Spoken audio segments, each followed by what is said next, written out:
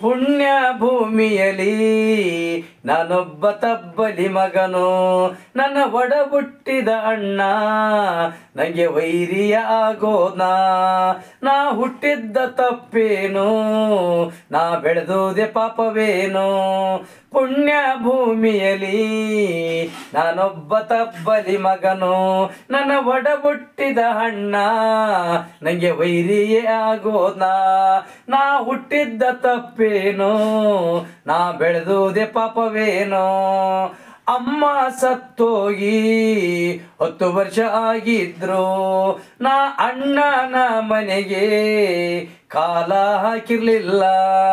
ಅಮ್ಮ ಸತ್ತೋಗಿ 10 ವರ್ಷ ಆಗಿದ್ರು, ನಾ ಅಣ್ಣನ ಮನೆಗೆ ಕಾಲ ಹಾಕಿರ್ಲಿಲ್ಲ.